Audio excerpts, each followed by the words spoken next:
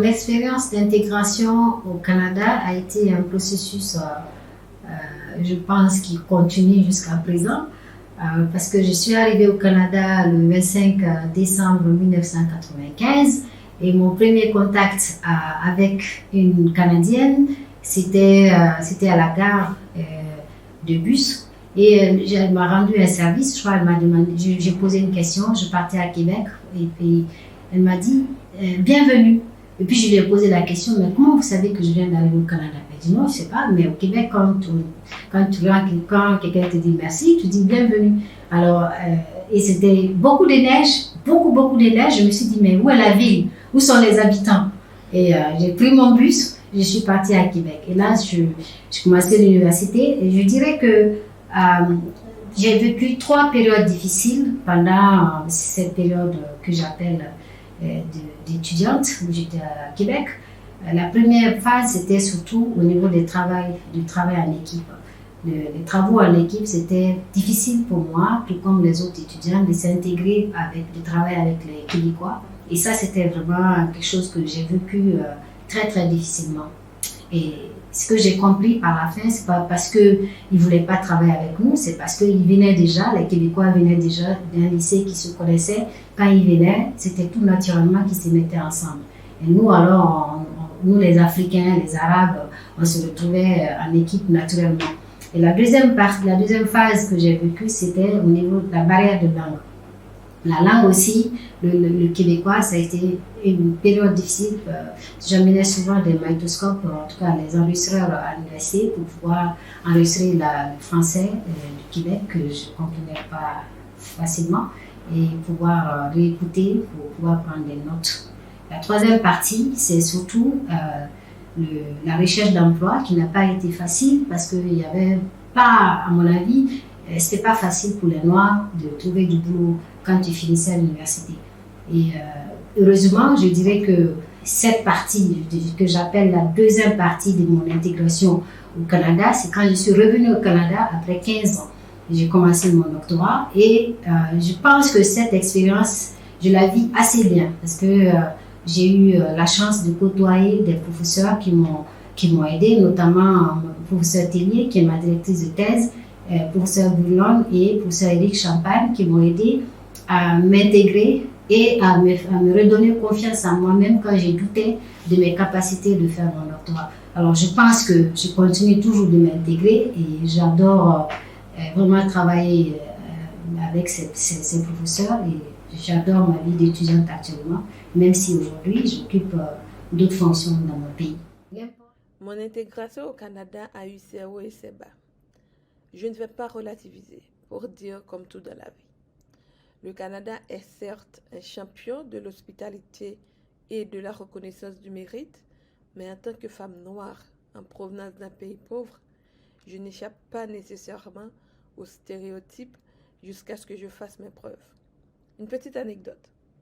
Dans une évaluation des apprentissages pour l'un de mes cours, j'avais abordé une question suivant une perspective plus praticienne que théoricienne, alors que les attentes étaient de démontrer mon niveau d'assimilation de certaines théories.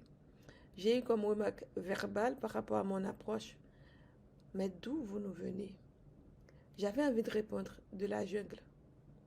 Mais j'ai pris la voie de la sagesse pour dire tout simplement que j'ai peut-être un fond de praticienne prononcée, mais je suis détentrice d'une maîtrise de l'ENAP avec une moyenne générale A et j'ai une formation universitaire de base en sciences comptables, ce qui m'habilite académiquement à recevoir des strates d'études plus avancées en dépit de la perception du contraire. À partir de ce moment, il m'a fallu travailler plus durement pour faire valoir mes habilitations. Une mise au point à faire. Et sans vouloir justifier la remarque, je ne dirais pas qu'elle était lancée par méchanceté, puisqu'au fil du temps, mon travail a été apprécié et valorisé par ce commentateur. Son travail était très professionnel et très éthique, et son accompagnement sans faute. Je dirais plutôt que sa réaction était plus une question de réflexe vite contenu et maîtrisé par rapport à une idée de départ. Cependant, je ne peux pas dire si cette réserve est à l'égard des étudiants noirs ou des étudiants qui viennent de l'extérieur tout simplement. C'est pourquoi je dois dire que cela n'a pas toujours été facile. En plus, j'ai été agressée verbalement par un riverain dans un autobus parce que je suis noire.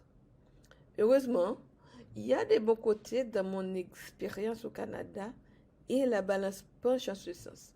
La formation reçue à l'Université d'Ottawa est excellente et mes collaborations avec le corps professoral ont toutes été parfaites. Je travaille sous la direction de thèse d'un excellent professeur, Éric Champagne. Il a toujours été là, je dirais présent au poste. J'aimerais remercier de façon particulière aussi le professeur Jean-Pierre Couture pour sa solidarité inconditionnelle manifestée à mon égard. À l'Université d'Ottawa, le professeur est responsable de l'école des études politiques et les responsables du centre de gouvernance sont très courtois, bienveillants et solidaires. Ils accueillent bien et sont tous prêts à accompagner. Mon intégration au Canada, après 12 ans, je dirais que je m'intègre graduellement. Chaque jour, je m'intègre un peu plus. Et sur le plan universitaire, je dirais que mon intégration est presque parfaite. Et quand ça va, c'est sûr, hors de l'université, que je dirais qu'il y a beaucoup de choses à faire. Et un de mes plus grands regrets, c'est que je n'ai pas pu mieux connaître la culture des Premières Nations.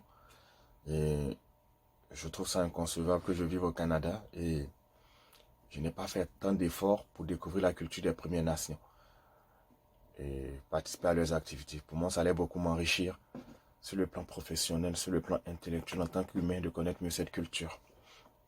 Mais j'ai encore le temps et de participer à ces activités. Et sur le plan professionnel, je dirais qu'après la soutenance de ma thèse, je verrai mieux comment mon intégration se fera. Parce que la thèse est tout un défi. Mais après la thèse, il faut aussi s'intégrer sur le plan professionnel. Et ça reste un défi aussi pour moi.